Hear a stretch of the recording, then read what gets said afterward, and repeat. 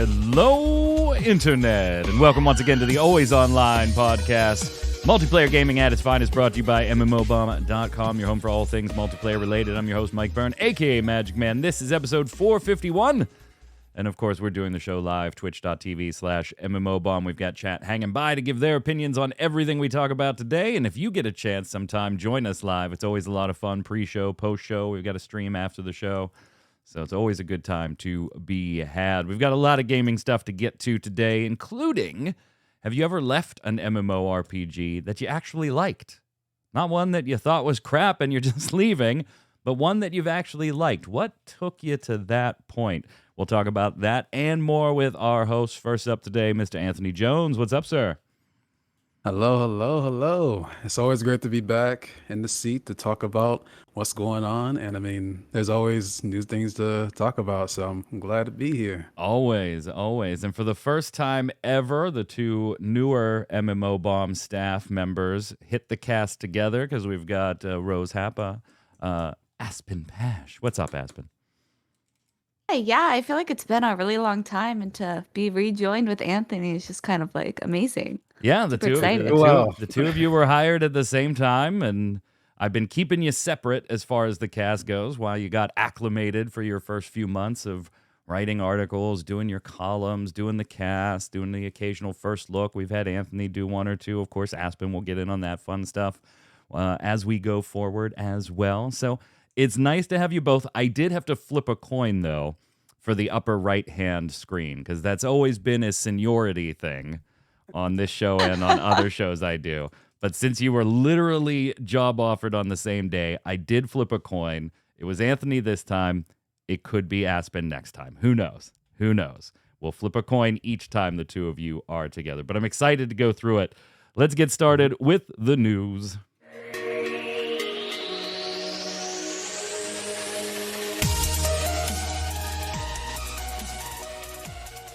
Hey, ladies first. No, I didn't want to do anything like that. I was like, let's just make it random. We'll flip a coin. Then it's nobody's fault but the Quarter of Destiny. And if you've watched our PSO2 streams, you know the Quarter of Destiny has insane powers, particularly when playing rappy slots. And the space game, I forget what the name of it is, but yeah, the old space game. So before we get started with some like news, Anthony, Aspen, both of you write weekly columns on the site. If you haven't checked those out, definitely do. Anthony's kind of diving into Dark Falls.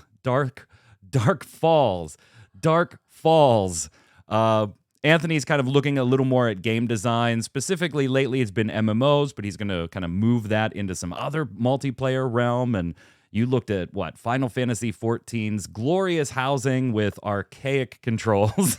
You've looked at the unique combat of Final Fantasy XI and why that still offers some fun today versus when it came out many, many years ago. You've had some great articles kind of dissecting those bits and pieces of multiplayer games. What do you have coming up? Where do you want to dive into next? Because you kind of go all over the board. Yeah. I mean, as far as like MMO wise, I mean, I kind of just go wherever really, because sometimes it's just a spark of inspiration. For example, recently I did the Swords of Legends piece on the pitcher style, and it was a very niche thing. It is a very niche thing. Like I saw the headline to proofread that, and I was like, what is he writing about solo for? Like, what on earth does that game do really, really well that he wants to write about it? I'm like, the voiceover is terrible. The localization is bad. The game is pretty run-of-the-mill tab target MMO. And then, I didn't even know how in-depth their, photo feature was that you dug into. Yeah, and I feel like, I mean, with those pieces, I really kind of give a layman's perspective of it. I don't go, crazy deep, but I go deep enough to where to kind of show that there is some positivity with it, or there's a little bit more depth to a game that makes it better, in my opinion, objectively. And as far as where I'm going next, I do want to stay in MMOs a little bit, but I also want to go into multiplayer games like Chivalry 2, Naraka Blade Point, even some kind of newer ones that are a little bit nicher and indie kind of wise, like Hell as Others. That is something I've been interested into. I kind of just want to talk about just different systems, different aspects of those games that I believe makes them better, makes design wise is very player friendly, and it's attracting a certain crowd. Right. And my next one is also pretty niche too, but at the same time, I think it's going to be a interesting read. Yeah, definitely worth checking out. It's always fun when I go in to do the final, editing pass on the pieces, and I see the headline like ahead of time because I can see it in the system. I'm like, what is he going to talk about Lord of the Rings Online for? Like, seriously? That game's ancient. Like, and then it's a whole piece about, hey, say what you will about generic tab target MMOs, but the way questing is written, and I was like, okay, this is a really good piece. Like, just talking about how compelling the actual quests are if you read the damn things. So definitely check those out. On the other side of the board, Aspen, we've had your wonderful guides helping Genshin players pick the best loadouts, the best artifacts, the kits, the buffs, the whether you want them active in your party or just kind of in the background for Genshin Impact, being a huge Genshin Impact fan. But those are going to stop. You've done like, I don't know, 10 or so of them. But this week's piece was a little different. What happened? Yeah, I mean, I covered all my favorite characters, so like, if You're you're like, gonna I'm get done. out, like now's the time to do it.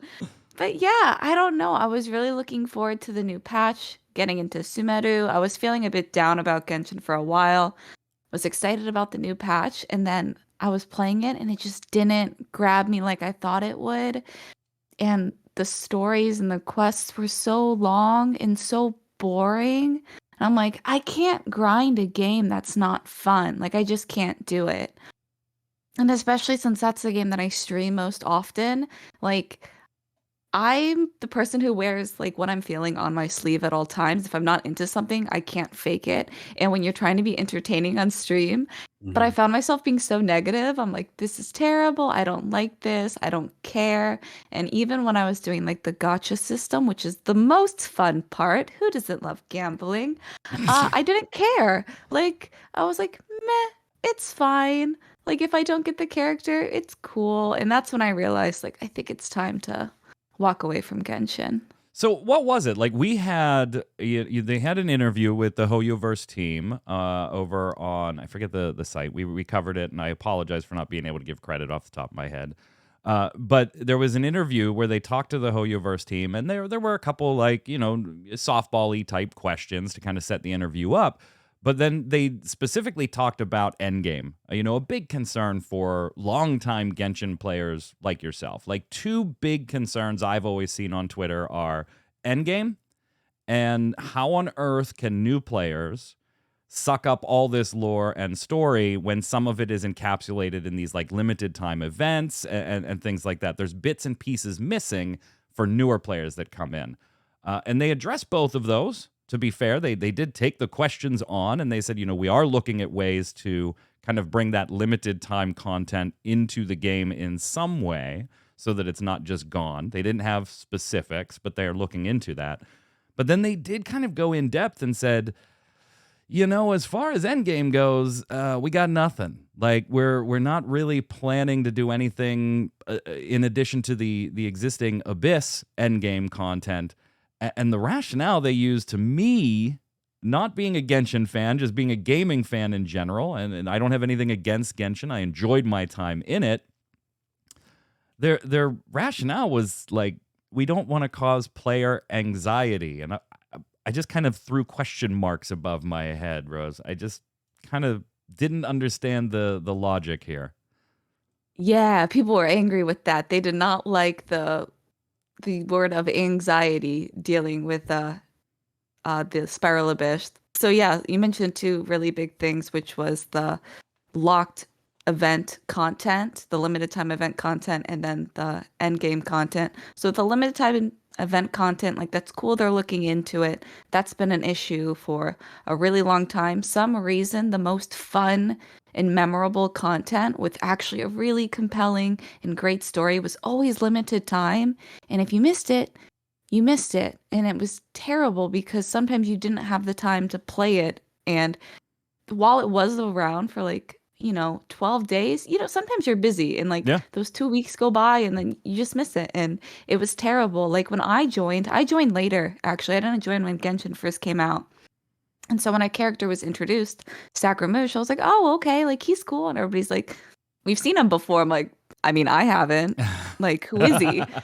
So I felt really somebody who really gets into the story and wants to know everything and all the lore, feeling like I was already behind and there was no way to catch up unless I like looked up YouTube videos was a I don't know. I really didn't like that aspect. It's cool they're looking Yeah. into it. I'm Mhm. sure they'll figure it out and I know they will change it because it is so important. But then as for the endgame content, yeah, people are obsessed with Genshin's combat system because it is really unique and it is really fun and Yeah. addictive, especially with like building up these really strong characters, trying out new artifacts. That's why I did the guides. I mean, granted, I could make probably like 10 guides for each character depending on like the team you wanted to do. That's how in depth it can get. So the fact that they kind of were like, no, no, no, Abysses, that's it. That's the only one where you're gonna have combat. People were mad. Yeah, People were they were miffed. so angry. I mean, they're always mad. Like that's Genshin. It's They get it's mad at the voice actors for like mhm. their voices. It's crazy. But Yeah, and Genshin obviously not really multiplayer. I mean, it's got the kind of like visit friends worlds and stuff. So why are we talking about it here? yeah. Well, Genshin's kind of a holdover from when MMO Bomb was free to play, and it wasn't. It was hey, Genshin's free to play. We're going to cover it, and rather than just drop Genshin coverage, we said. And we even told HoYoverse this, like we're not going to cover Star Rail when it comes out because it's going to be very much in this vein. And it doesn't fit our scope anymore, but we will continue to cover Genshin just kind of as a holdover. But I wanted to use your article today to kind of toss the question around to us and to viewers. Anthony, have you ever left like an MMORPG that you sunk a ton of time into? You genuinely loved your time in it. You enjoyed it. You liked you liked the entire experience. You played it with friends. You played it solo, but you just had to walk away. Was there ever a time that was like a key decision on the developers or the games that just sent you for the hills? Or, just growing out of it over time, finding a replacement? Did you ever drop one you absolutely loved and kind of felt like, oh man, I feel bad, but it's time to go? Man, there is one that comes to mind right away. I mean, I've had multiple situations like that, but the one that comes to mind right away is Tree of Savior. And some people might not know this one because this is the spiritual successor to Ragnarok Online. Yeah, we I cover used to play covered it Ragnarok. on the site. There's very little news very often Yeah, on it anymore, yeah. but we do cover it. I mean, I was heavily invested in it early into its development because it was such a compelling, idea, and people they were, starving for something Ragnarok because the second iteration was trash. Yeah, I was. But Tree of Savior, it was basically killed by poor decisions regarding the class system because the class system was so crazy unique. With Ragnarok having all the classes, they kind of, took that iteration of it. And the classes were just so great to me. And the way how you can have different builds and you can basically you can do one class for your first class advancement, and then you can choose a different one. You can go back to the old one and get new abilities. It was just so fun. And there were just a lot of people that I knew and my guild that were just really invested in it, and also just invested in the music, the scenery, the art style was so beautiful too. And there was just a lot about it it had a lot of good momentum.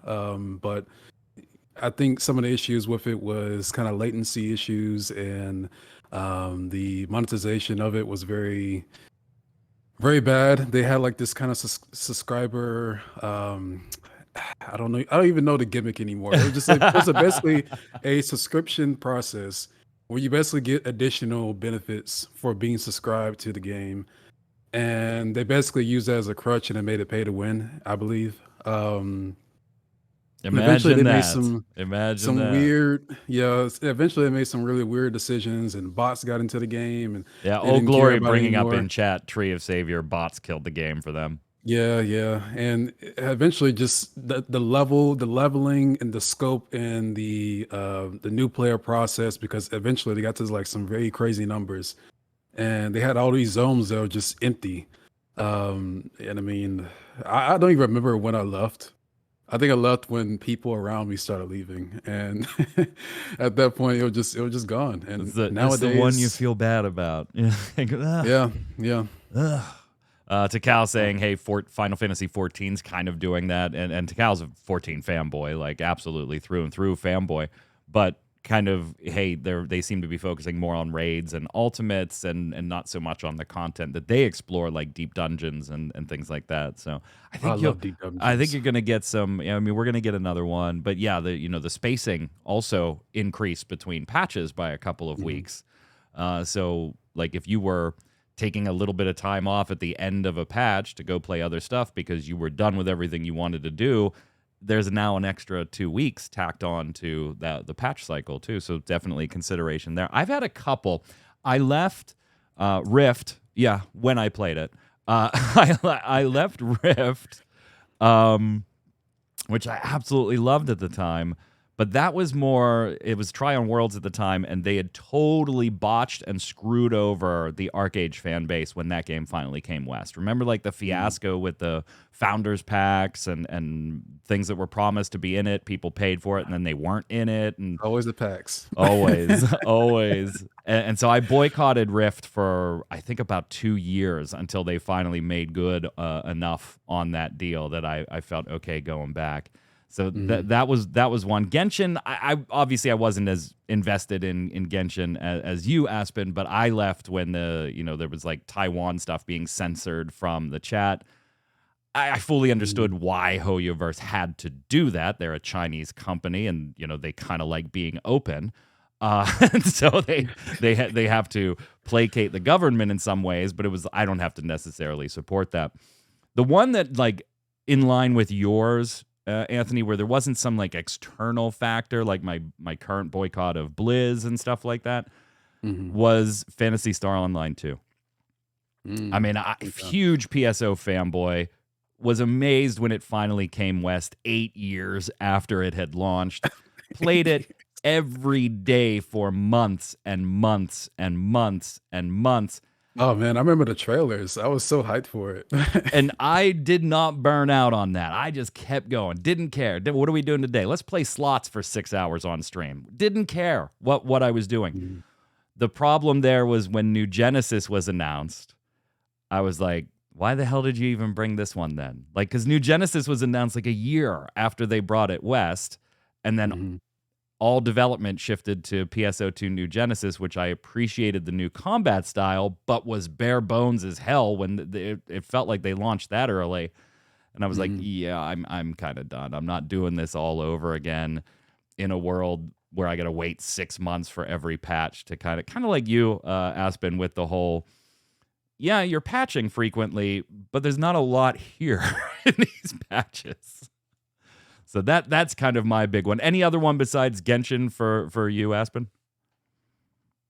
Not really. Like, I guess I walked away from WoW at one point, but that I think wasn't any everybody reason other has. than, I mean, I think yeah, that's true. everybody. I guess it was just time, though. It wasn't like they did anything wrong at that time. That time they were wholesome. Once upon a time.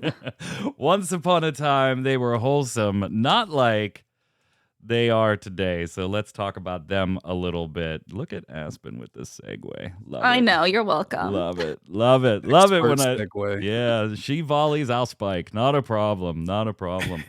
Every time Blizzard seems to do something right, or something forward thinking, or something they should have done a while ago, but at least they're doing now, it seems like they can't wait to race and trip over themselves. Like, so Aspen, they introduced like this with Overwatch 2's launch, the Overwatch 2 and Overwatch League.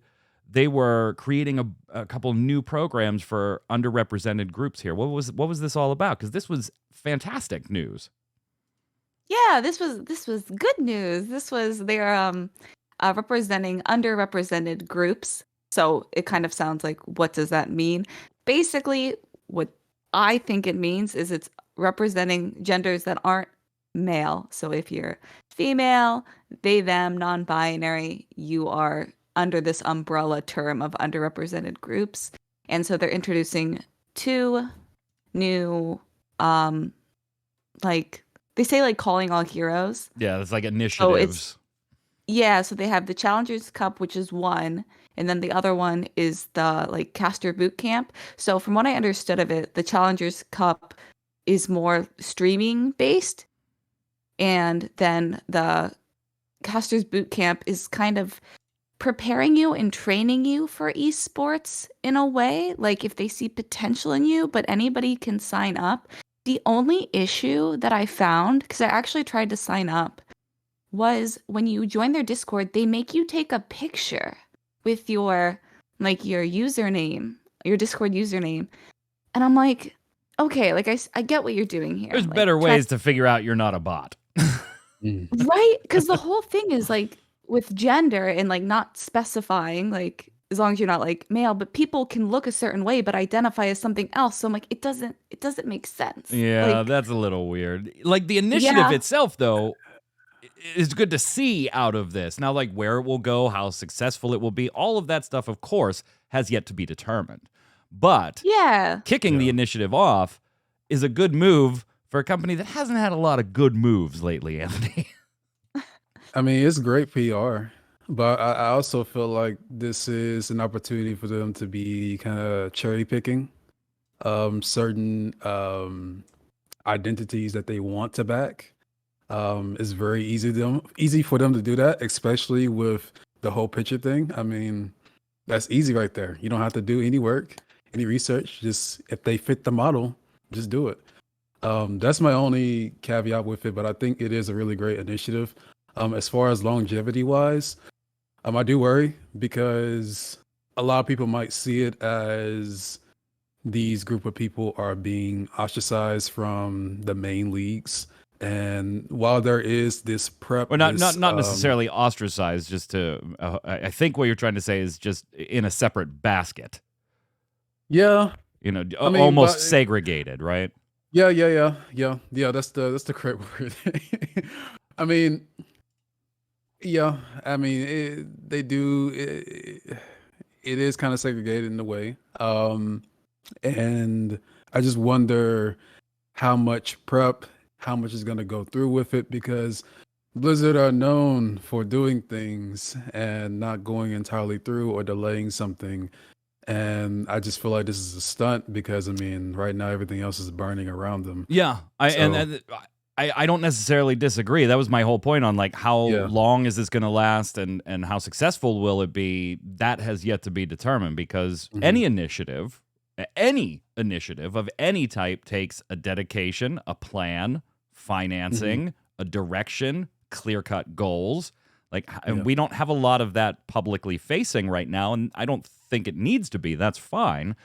But do they have that behind the scenes? Is there like Heroes of the Dorm? Remember that? Like, just all of a sudden it was gone. You know, no, we're done. We're done. I think that there's like great people behind these initiatives. Because I feel like it only happens because there's a pitch for it. But it's like the leadership over it, I feel like they pulled the plug. And so I'm worried about that. Because, I mean, they are a business at the end of the day. If it's not doing any traction, it's going to be, put away, I feel. So. All right. So they did something good. How good? We'll see. That's we got to watch it. We got to watch it. And that's fine. We're all fine watching it. And then Fran Townsend was leaving as the VP of Corporate Affairs. That's good, too. She's a mess. She's literally a hot mess, right? This is former Bush administration torture apologist that came in and started working at Activision Blizzard and famously had a number of snafus when the DFEH lawsuit from California was levied against Blizzard, and how she, thought whistleblowers were a bad thing and all this stuff. So seeing her depart, that's probably good news when you see the headline. You're like, okay, good. But then you got to read the rest of the headline, Aspen. And unfortunately, she's not really leaving. She's vacating that position.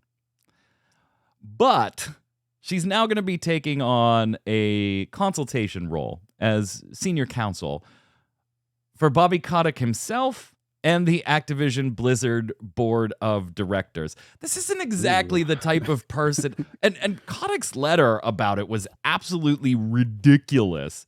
Quote, she tirelessly and successfully navigated a challenging time for the company with leadership, conviction, and grace.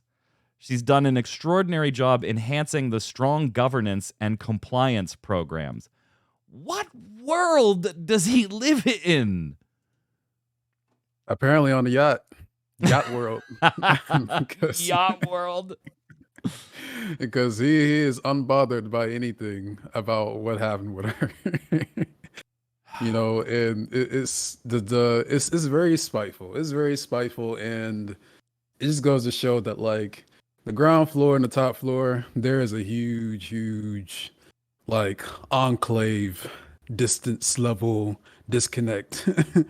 Because there really is no love top to bottom. It's more so just it is what it is, and I'm just very curious about how long this will go on. Yeah, especially with the acquisition, happening. How will that develop? Yeah. Aspen, I mean, like, you had to be. Were you like me? Like, you started reading the headline, and you're like, good. Oh, come on. Yeah, and Q always does that with her headers. Like, she leads you in one direction and then it just goes the other way. I'm like, man, again? There is no way Fran should be senior counsel to Bobby Kotick and the board of directors. Just none. Absolutely none. But are you surprised? Like, that's kind of a good point, because we're also talking about Yeah. a company that decided to withhold raises from the QA workers at Raven Software because they unionized and that there were other legal obligations they had to abide by. What the hell, Aspen? What is going on with this mess? Yeah, so as most people know at this point, there's been like huge issues with like unionization. Not that unionization is an issue, but to Activision Blizzard it is.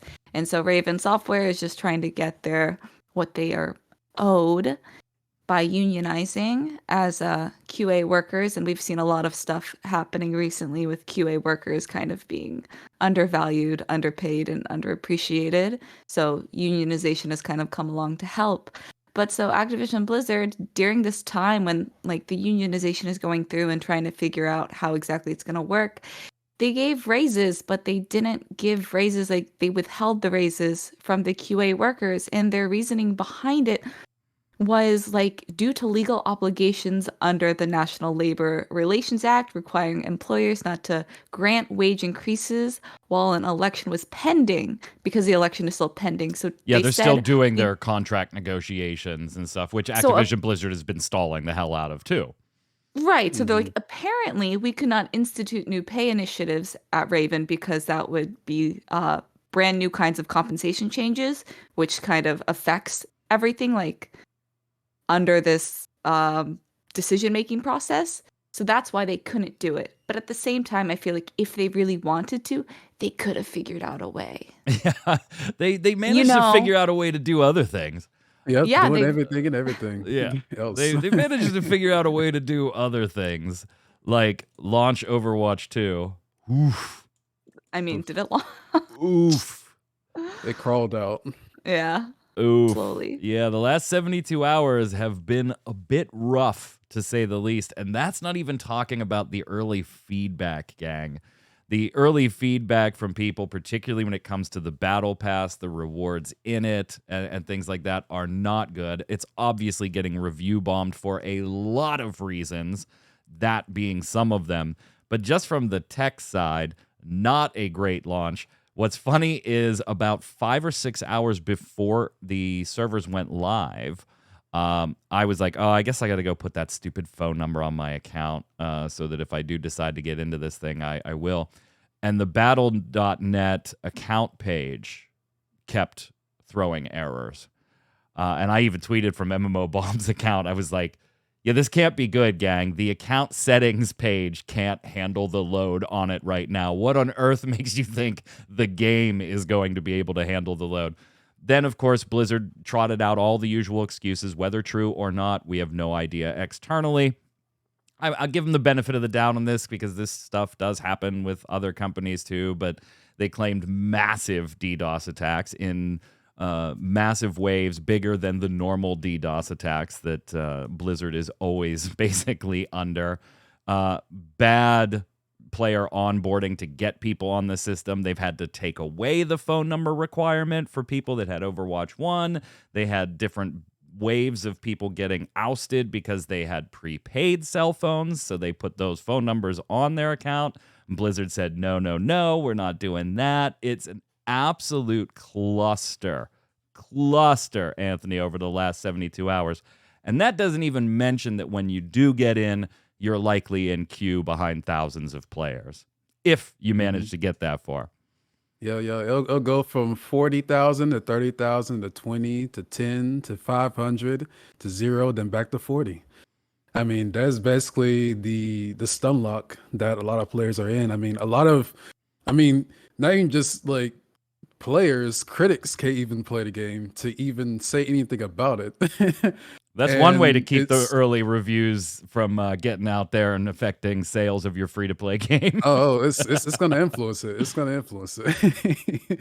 Because everybody's, you kind of, talked about it all. But, another thing, too, that was also really bad was the whole account merging and how certain heroes and items that were still locked. And, going through this whole fiasco of like, hey, you said you're going to do this for, existing players. And now I'm here and I got to do this grind to do all these things. And the battle pass, I really don't like the whole battle pass thing anyway. I don't understand the process of putting heroes behind it. So that's very not super player friendly to me. And they do have, these initiatives and, the standard, company stuff, they want to fix everything, and that's fine and dandy. And I do believe that developers on the project, they do want to do great. But I think this is a case in point of this game was never really truly ready. And the load of the people coming in, I don't think they were ready for that either. And I just feel like it's getting a bad rap. And these issues are not helping at all. And I think it's going to take a while for it to get good. And that might be at the effect of people leaving because of these issues for it to get better. Yeah, and then you have the PvE's not even coming out till next year, and that was like one of the big reasons to make this Overwatch 2 instead of a DLC for the first one. Aspen, should have stalled it. You said you had signed up for some of the earlier initiatives that we talked about. So Overwatch 2 has some interest for you, I would assume. Yeah, I actually really, really loved Overwatch. I played almost every single day, all the time. It was one of my favorite FPS games, and I don't really get into FPS games too often. I stepped away once my brother stopped playing because him and I always played together. And then so Overwatch 2 came out, and I was really excited. And then I was locked behind the whole phone issue. So I complained. Oh, and then yeah. they sent I guess email that back. would impact you a little more being overseas, wouldn't it? Yeah, so that was it. They were like, you're not in the US, so like your phone number doesn't work. And I was like, oh, well, plus 81 is Japan's like area code. And they're like, no, you got to do more than that. It's not that simple. This is Blizzard. This is Blizzard. This is So I like America. sent an email and then They were sent it like, back not and only are you not good enough, but neither is your phone number. yeah, exactly. But then they were getting rid of the phone number thing, but I got in. And I've actually been playing and I haven't had any queue times like at all. Like none of that stuff has happened to me. And I've been having a really, really fun time. Everything's been amazing. You're playing on really NA good. servers? That I am not. I'm playing with very good Japanese people. They are so good and they're so polite. Before every game, they're always like, Yoroshiku onegai shimasu, like, please take care of me. And I'm like, okay. But the battle pass is terrible. Like, I was surprised. I wasn't expecting it to be that bad. It's just like for every 10, and it takes a while to finish like the 10, I think there's 8 in total, and there's like 10 pieces in each like grouping, and you get 3 rewards as a free-to-play person. And those rewards, they're abysmal. Like, they're not cool skins or anything. They're like, you get a little icon that doesn't even look good. It's really a slap to the face. Like, I was the poor items. Yeah, that upset me. I was They're like, you're not good enough. Your phone number's not good enough. And your free ass battle pass ain't good enough either. Exactly. So I hope they change that. Like, I don't think it deserves to be review bombed. I really don't like review bombing in general. I think we've talked about that before on a past podcast. But I mean, they do definitely need to fix the battle pass because it's. Yeah. Well, if you're hoping that the Microsoft acquisition might start to help change things, I don't know how hopeful you should be, honestly. I mean, Microsoft's got its own skeletons in its closet, too. But maybe it would help you to know that there are some reports from people at the FTC that, hey, this deal is kind of probably going to close in November, like later this year. That's well ahead of the projected Q3 2023 projections when the deal was initially announced. So it does seem to be a bit fast-tracked. On that note, though, there are concerns even within the United States' FTC on this proposed deal. So there will probably be some additional investigations, just like the ones we're seeing overseas in Europe, that are going into things. And in fact, a questionnaire just today was leaked that has been sent to hundreds of publishers and developers by that investigative body, asking about 100 questions about their feelings on the proposal. But it has been approved now in Brazil. So Saudi Arabia and Brazil have approved the Microsoft acquisition of Activision Blizzard. We're still waiting for some of like the big players, right? Japan, UK, the United States, seeing the UK going into some more investigation, knowing that there's questions by some of the FTC as well. We'll see.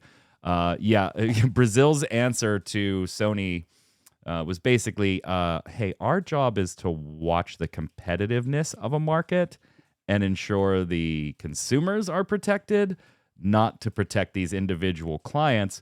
By the way, Nintendo seems to be doing pretty damn good and doesn't have any Activision Blizzard titles at all. So I don't know how much water this Call of Duty not being on PlayStation might kill us argument actually is. I don't know if you can make that comparison, but they did. They did. They absolutely did. So it'll be interesting. It does say a lot that they do say that.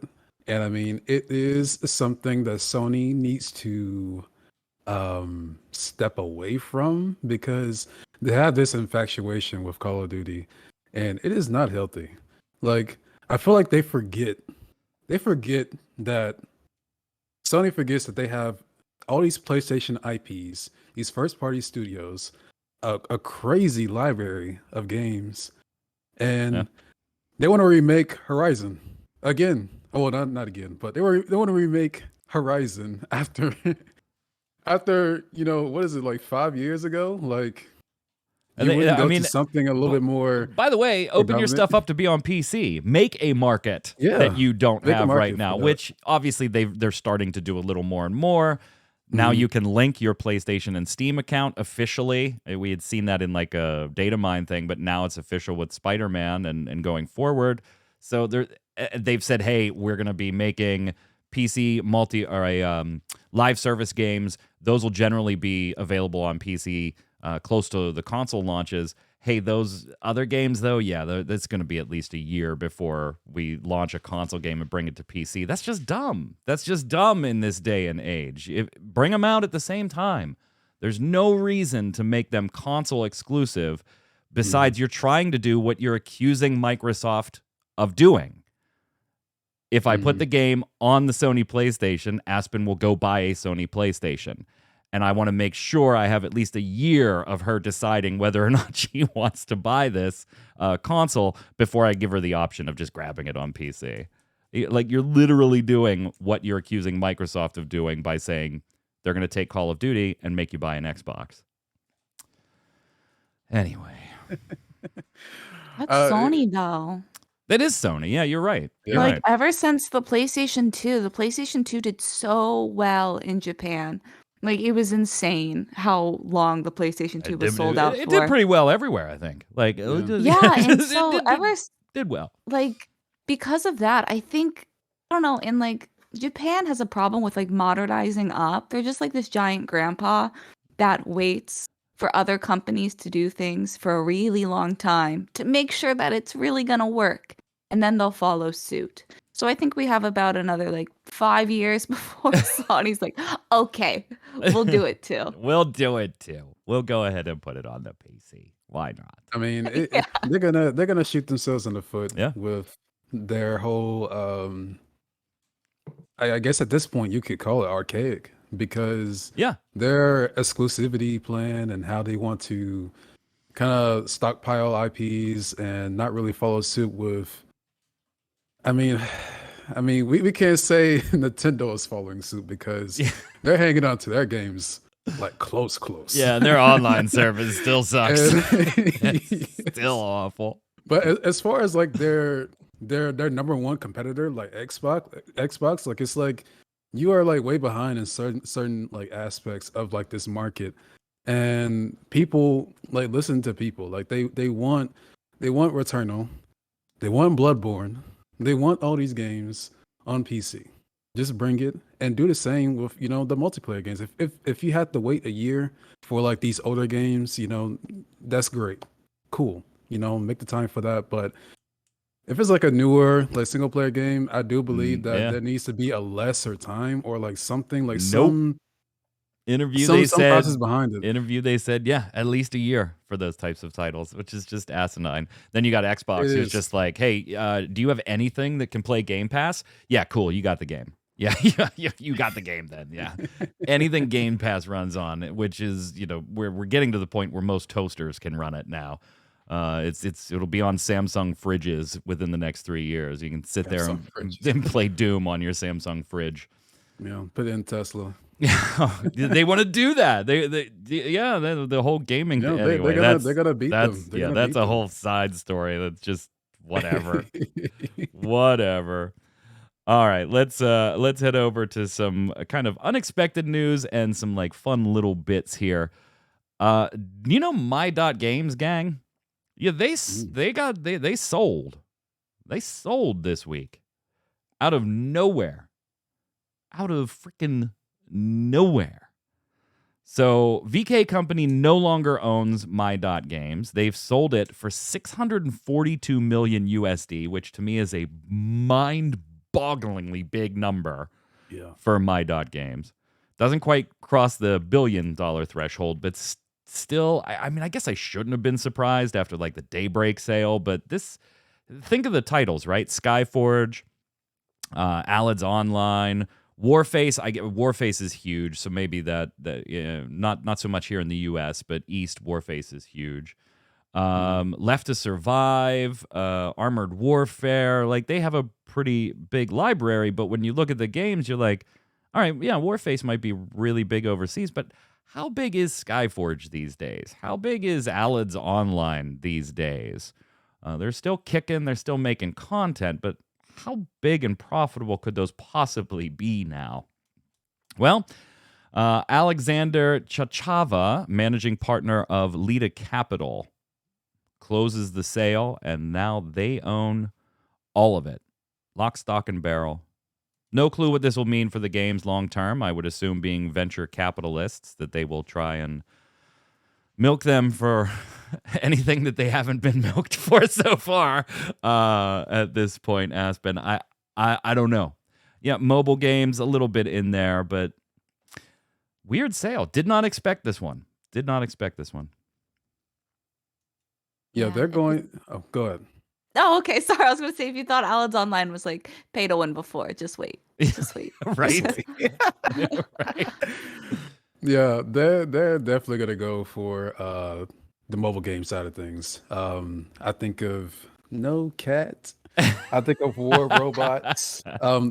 Well, in their like their press blog or whatever on the Later Capital website, they were talking about War Robots, Hustle Castle, Rush Royale, Left to Survive, Warface. And I mean, when you think about those games, I mean, they're very more mobile, into the multiplayer kind of like, oh, we can spend this to make some investments with it type way, versus, Skyforge, which, will probably have to, it needs some more thought behind it. And they're going to have to kind of basically shovel it from the grave a little bit. Because I mean, while it is still going, it is, not in the spotlight as it tried to be in the beginning. So I feel like that's the direction they'll take it. The whole, properties and whatnot. But I mean, we'll have to see. I mean, who knows where it might go? I mean, it was quite a big acquisition, so I mean, it can go any direction. And yeah. Yeah, so here's the thing that's a little weird for me, Aspen, is that Lita Capital is generally known for front-end investments, like Series A and seed capital funds. Like, that's kind of their MMO. It's not really, I'm not saying they don't do it, but it's not generally known as like a Gamigo, right? Where they are owned by a mergers and acquisitions company. And they kind of just grab up like all the Try on World stuff, and they start shutting things down and just, putting the pumps on these things to just milk them as much as they can before they end up shutting them down. Here's one that's usually, not always, but usually a venture capital investor of front end items, doing that early get in on the ground floor type investment. So this they missed the ground floor for all of these titles. Like the ground floor, and I think in some cases, arguably, Aspen, the ceiling may have already been passed for most of these games. All I can say is, like, maybe they know something we don't, because that's a lot of money. They do. They know that they're gonna piecemeal those games off to other developers. Like, who wants Allids? Who wants Warface? Like, they probably went to MY.GAMES and they were like, "Hey, Aspen, I give you $642 million." They were like, "Dude, these are worth like $1.2 billion." And you were like, "Yeah, if you sold them all separately, are you gonna find a buyer for every single one? We'll give you $642 million right now." And they were like, "Okay, fine, yeah, sure. We want out of this anyway." And Lita's just like, "We have enough money to sit on this for the next 5 years and piece them all out. Gamigo, what do you want? Like, come look at what I just picked up at this garage sale." Like, come dig it. Weird. Didn't expect it. Based. Yeah, didn't expect it. In this section, I also had the Sony multiplayer 1 year thing, but we kind of jammed that in the Blizz stuff, so we won't rehash that. But I love old school dev stories. Like, being a software engineering guy myself, I love the behind the scenes peril and funny stories that go along with creating things. Like, if you've ever read Console Wars, fantastic book. Obviously, it takes a little bit of liberties. It's kind of a novelization of interviews and things like that from the past between Nintendo and Sega when that whole thing happened. Fantastic book. I love some of the stories in those types of books.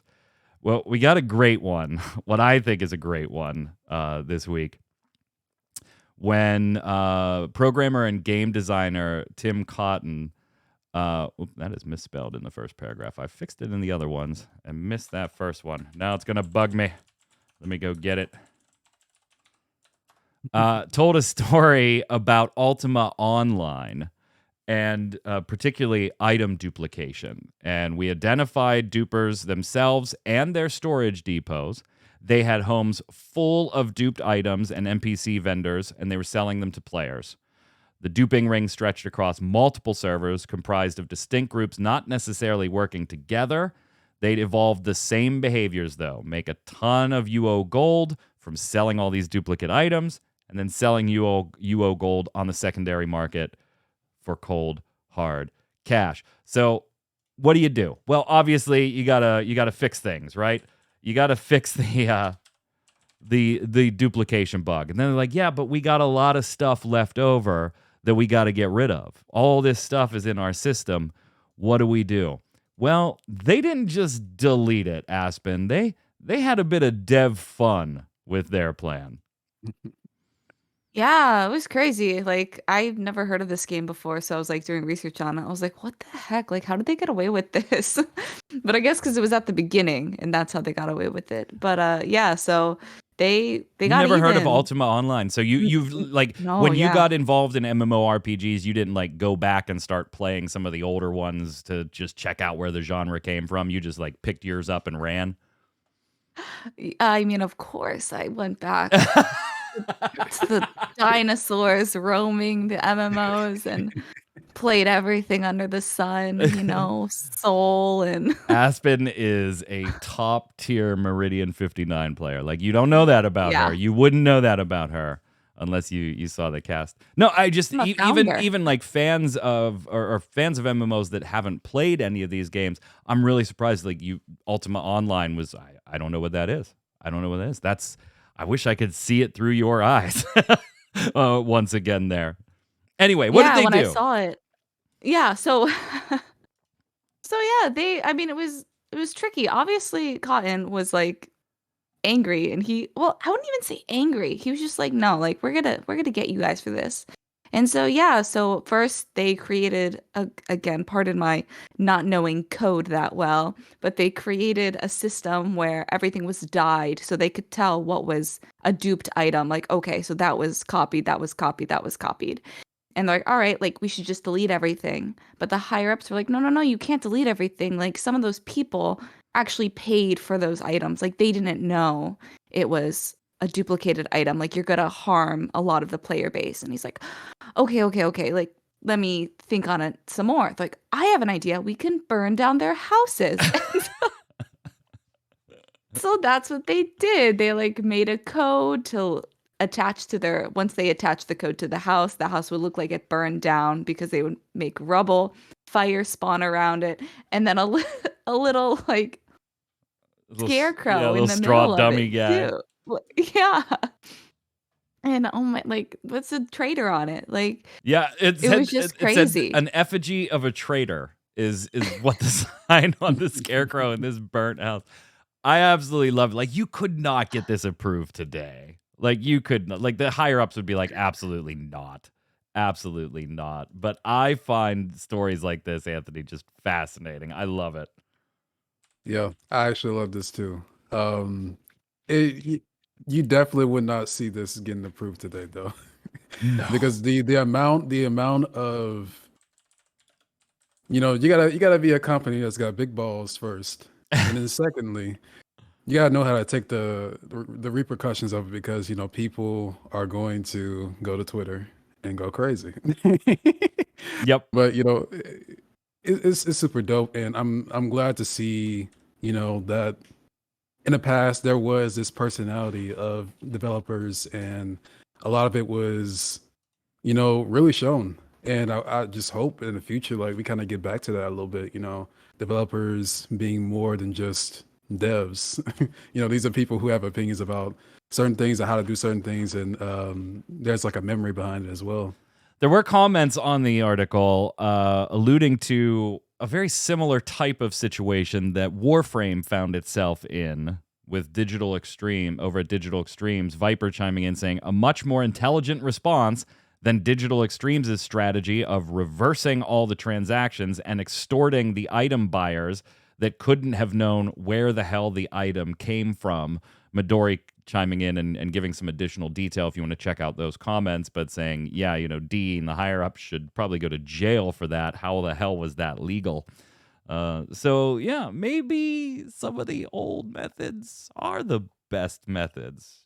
When somebody pisses you off in your game, burn their shit to the ground. just burn it to the ground. Last up, new MMORPGs are always a good thing, right? Always a good thing. I mean, potentially could be good things.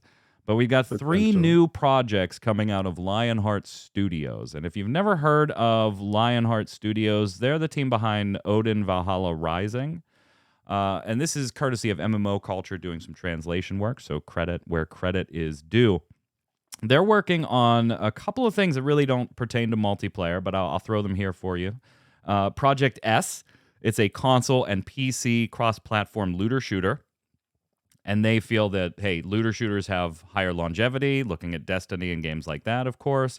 And they said that, hey, not being tied to a mobile platform will allow us to also maximize the game's graphical fidelity and do some interesting stuff there. So a possible looter shooter from Lionheart called Project S. Then we have Project Q, which is, according to their description, a full 3D seamless open world MMORPG. Now, it's going to be a brand new IP. It won't be based in the Odin Valhalla one. They are making something in that world, too, kind of like a subset or sub-story there. It's going to have a similar feel to Diablo and Lost Ark. Players will be able to enjoy large-scale battles and will be immersed in the action as the camera lets them see all around them. So definitely with how well Diablo's doing and particularly how well Lost Ark is doing, Aspen, this may be one to watch. We don't know. It could be a long time away. Could never see the light of day. But something interesting from a company that generally has not done a whole lot. So there's a lot of risk involved in this one. Yeah, but without risk, there's no reward, right? Without risk, there is no loot box. There is no loot box. There is no wishes. There is no Genshin wishes. Have you been playing Lost Ark at all? Like, are you into? Me? Yeah. Are you into like ARPGs like that? Oh my goodness, I was looking forward to Lost Ark with like every passion of my being. Again, Japan just keeps kicking me when I'm already down. And the only server I can get into is like the Japanese-based one, which everything is in Japanese. It's a bit too much. Do you speak the language like fluently? No, not fluently. I say I have survival Japanese, so I can order a beer very confidently. Very confidently. So reading is kind of those same lines, like you can spot check some things. Yeah, it's the kanji. The kanji's difficult. The other two, because they have 3 rating systems, but the other 2 are fine. I'm looking forward to kind of peeping what they got here. I don't hold out a ton of hope, though, Anthony. I think, a company that really is more on the mobile side of things, dipping their feet into multiple projects, one of which being an open world MMORPG.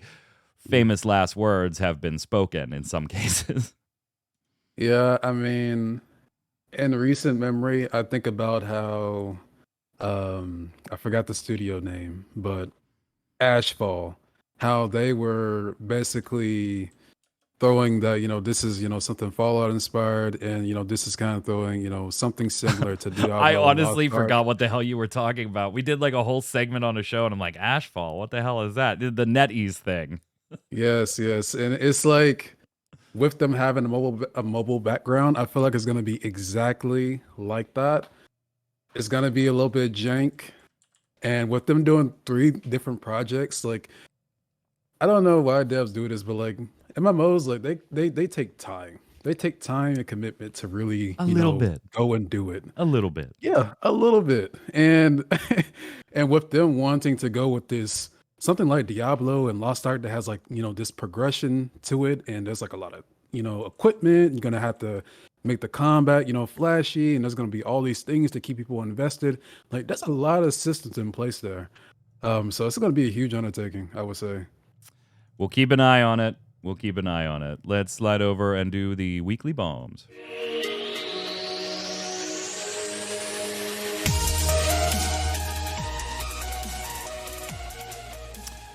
I'm going to go first today.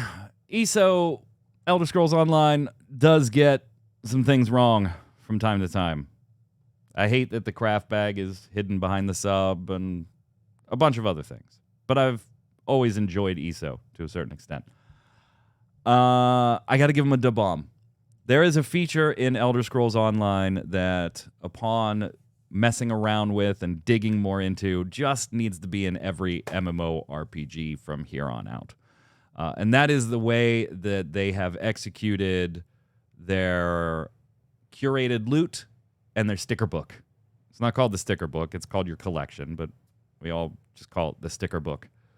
And I'm thinking about doing an MMO thoughts episode to like dive into this because I think it's such a great system. I like the way they do curated loot.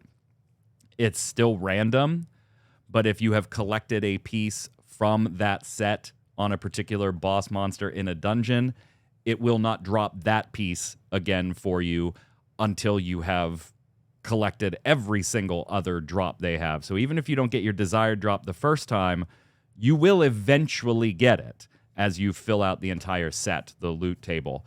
But that doesn't mean a whole lot if you fill up the whole set and then it's just random drops from there on out because you have the whole set, if you can't go and recreate it. And that's what the sticker book does, which is fantastic. Final Fantasy XIV in particular really needs this. 0 inventory space. There's just a running sticker book of every set from every dungeon and trial and everything that you have collected at one point or another, and through a farmed up currency that you can get from doing daily pledges and your first random dungeon of the week. If there's ever a chance you want to go back and recreate, whether it's for stats or for glamour purposes or whatever, a piece of that set that you have previously collected, you don't have to farm it up. You go and you spend this currency and you remake that piece of equipment, put on whatever traits, if you've trained them on it, and you get it. Great system. Doesn't take up any inventory space, and is just fantastic. Da bomb should be in every MMO from here on out. What do you got, Anthony?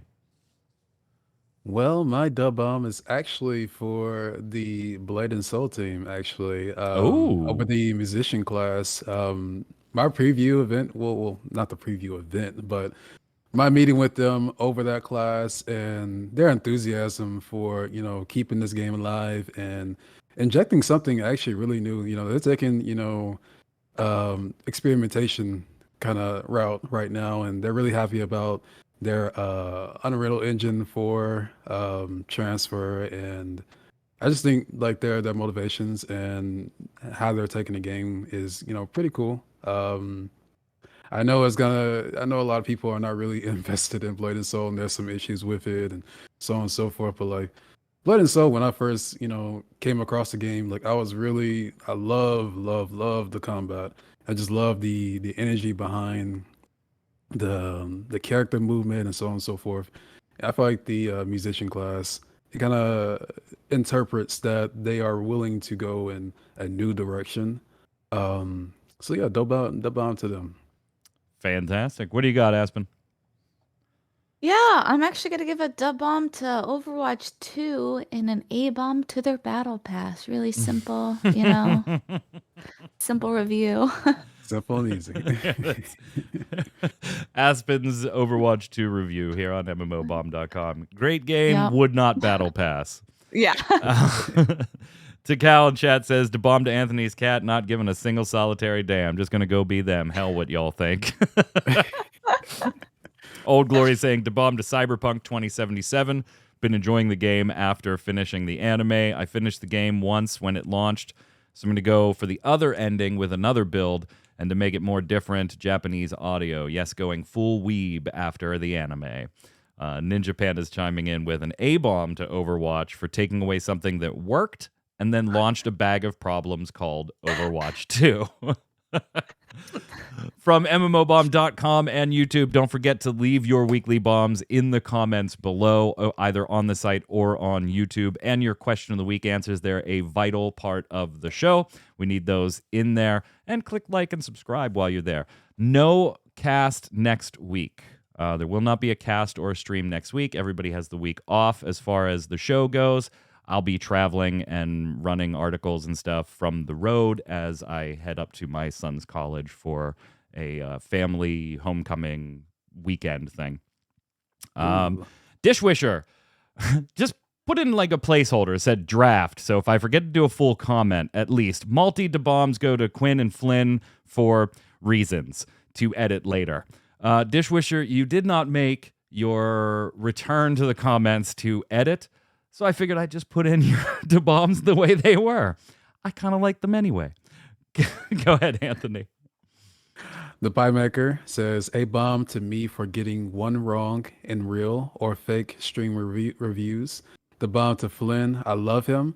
Please tell me he'll come back. Yeah. Oh, Flynn from the last cast. Yeah, we had a blast playing real or fake Steam reviews, a variation of our real or fake headlines game. We definitely will be doing that again, and Flynn will absolutely be invited to do a cast again. Whether he accepts is obviously something you'll have to ask him. Go ahead, Aspen.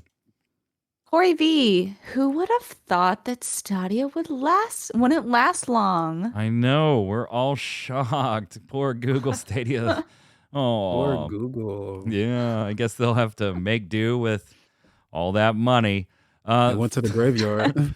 Thoverisk, funny how that works. Lawnmower Man. Not my first game, but what got me into serious gaming was probably, wait for it, Aspen, I don't know if you've heard of this game. Ultima 8. Not the MMO. Ultima 8. Ultima 8. Go ahead, Anthony. Rumpel ZQ says, keep delaying Skull and Bones if needed. I trust Ubisoft and love their games. First impressions last a lifetime. Rumples, I hope you are not disappointed. I really do. Like, it may not end up being for me, and I've got my doubts about the game as a whole, but I hope it is for you. I love Ubisoft games. I don't trust them as much as you seem to, but I am with you on loving their games, and you are dead on in first impressions last a lifetime. You screw this up on launch with all the troubles you've already had, you're going to be a laughing stock in this one. So you got to be careful. Go ahead, Aspen. Misfit, I have a lot of doubt around TNL. Why wouldn't they want to keep the lineage name? Why are there no mounts? Why are there only humans? Seems cheaply slapped together with some nice paint. Absolutely. Could end up that way. Could end up that way. Raggerty says, don't think there's been anything established that's worse than an A-bomb. Good effing bye to Stadia. Don't let the bad business model hit your greedy ass on the way out. Oh, you own X game, but your system can't handle it? Cool. Pay for our cloud gaming service and then pay for the game again. Who would have thought that it wouldn't work out? Hopefully we'll see Rockstar's games returning to NVIDIA's cloud streaming service again. Maybe Elder Scrolls, now giving Stadia players of Elder Scrolls Online a way to transfer to the PC, kind of ignores the whole reason that they might have been, I don't know, playing on Stadia anyway, but at least you can. At least it's an option. I mean, what else did you really expect them to be able to do, right? Like, they're not going to buy you a computer, Anthony. No, they're definitely not going to buy you a computer. It doesn't matter, you know. Question of the week last week. Why do you play or seek out new MMORPGs? What are you looking or hoping for? Trenchard says, question of the week, I'm a bit of an altaholic in pretty much every MMO I play, so I guess you could say I just like to level characters and see how each character differs from one another. Cool. Go ahead, Anthony. Kitsuruha.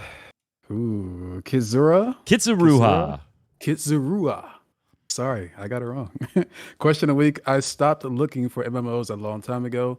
Just never stopped being here because I love the show. Aww. But if I had to find a reason, I might like one these days is it would be easier to find an MMO that lets me play third person than first person sometimes.